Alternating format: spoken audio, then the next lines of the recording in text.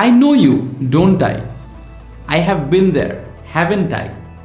আমরা কখনো কখনো একটা অ্যাসার্টিভ বাক্যের শেষে একটা ছোট্ট লেজুর প্রশ্ন করে দিই। আমি তো এটা করছি, করি নাই? এই যে করি নাই, এই যে একটু জিজ্ঞেস করা, একটু শিওর হয়ে নেওয়ার জন্য যে একটুখানি প্রশ্ন করা, এটাকেই ট্যাগ কোয়েশ্চেন বলে ইংরেজিতে।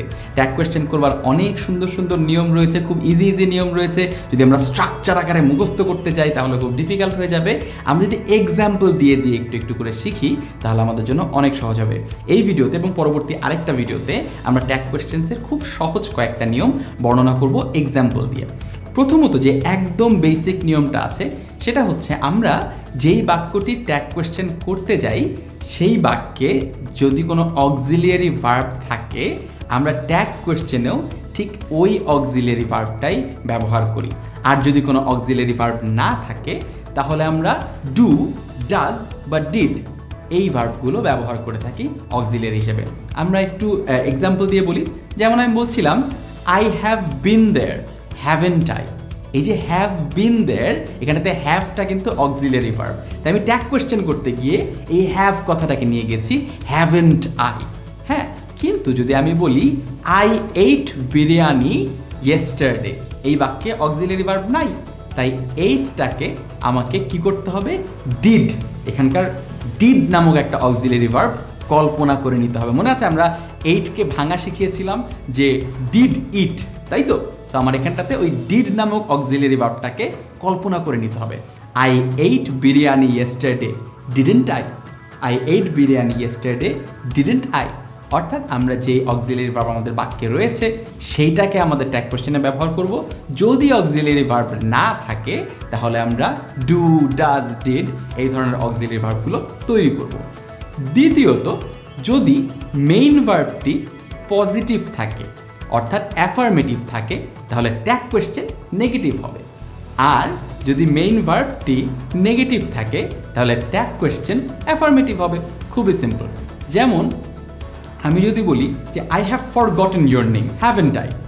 I have forgotten your name, haven't I? আমি তোমার নাম ভুলে গেছি না? অর্থাৎ এই যে আই হ্যাভ ফরগটেন, এটা কিন্তু একটা অ্যাফার্মেটিভ ভার্ব অর্থাৎ পজিটিভ ভার্ব। সেটা ট্যাগ কোয়েশ্চেন হয়েছে হ্যাভেন্ট আই, অর্থাৎ হ্যাভ নট। হ্যাভ নটটা কিন্তু নেগেটিভ। আমরা যদি নেগেটিভ বলতাম যে I haven't done this, have I? I haven't done this, have I? আমি করিনি, করেছি? এই যে হ্যাভেন্ট, এখানটাতে মেইন ভার্বটা নেগেটিভে আছে, আমি এইটার ট্যাগ কোয়েশ্চেনে গিয়ে পজিটিভ বলছি, অর্থাৎ I haven't done this, have I? অর্থাৎ এইটাও খুবই সিম্পল একটা রুল। মেইন ভার্ব পজিটিভ হলে ট্যাগ কোয়েশ্চেনে নেগেটিভ হবে, আবার মেইন ভার্ব নেগেটিভ হলে ট্যাগ কোয়েশ্চেনে পজিটিভ হবে। থার্ড রুল খুবই ইম্পর্টেন্ট, কোনো অবস্থাতেই টেন্স চেঞ্জ করা যাবে না। এই যে বলছিলাম I have been there, haven't I? I am eating rice, ain't I? অর্থাৎ আমরা ওই যে টেন্সটা আছে, টেন্সটা কোনোভাবেই চেঞ্জ করা যাবে না। প্রেজেন্টে থাকলে প্রেজেন্টে রাখতে হবে, প্রেজেন্ট পারফেক্টে থাকলে প্রেজেন্ট পারফেক্টে রাখতে হবে। ওই জিনিসটা একটু মাথায় রাখতে হবে, কোনো অবস্থাতে যাতে টেন্সটা চেঞ্জ না হয়। আরেকটা ইম্পর্টেন্ট রুল হচ্ছে, মেইন বাক্যে যে সাবজেক্ট ব্যবহার করা হচ্ছে আমাদের ট্যাগ কোয়েশ্চেনেও সেই একই সাবজেক্ট ব্যবহার করতে হবে। সাবজেক্টটাকে কিন্তু চেঞ্জ করা যাবে না। যদি আমি বলি যে দ্য টিচার স্কোল্ডেড আস, সেখানটাতে বাক্যে সাবজেক্টকে টিচার, আস কিন্তু বাক্যের সাবজেক্ট না, আস কিন্তু বাক্যের অবজেক্ট। তাই এইখানটাতে আমরা যদি ট্যাগ কোয়েশ্চেন করতে চাই আমাদেরকে বলতে হবে ডিডেন্ট হি। হি কেন বলছি? কারণ আমরা ওই টিচারটাকে ডিনোট করতে চাই, টিচারটাকে নির্দেশ করতে চাই, এবং সেই কারণটাতে আমরা বলছি ডিডেন্ট হি। অর্থাৎ বাক্যের সাবজেক্ট এবং ট্যাগ কোয়েশ্চেনের সাবজেক্ট যাতে সেম থাকে। আপনি যদি বলেন যে ডিডেন্ট উই, তাহলে কিন্তু আবার হবে না। আরেকটা ছোট্ট জিনিস মনে রাখতে হবে যে আমরা ট্যাগ কোয়েশ্চেনে যেই প্রোনাউনটা ব্যবহার করছি, বেশিরভাগ ক্ষেত্রে কিন্তু প্রোনাউনই ব্যবহার করা হয়ে থাকে, তাই না?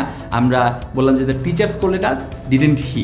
হ্যাঁ, Rakib forgot to bring the cake, didn't he. অর্থাৎ আমরা কখনো ডিডেন্ট রাকিব বলি না, ডিডেন্ট টিচার বলি না, প্রোনাউন ব্যবহার হয় সাধারণত। এই প্রোনাউনটা সবসময় সাবজেক্ট ফর্মে ব্যবহৃত হবে, অর্থাৎ ডিডেন্ট হি হবে, ডিডেন্ট হিম হবে না, ডিডেন্ট উই হবে, ডিডেন্ট আস হবে না। এইটাও খুবই ইম্পর্টেন্ট আরেকটা রুল।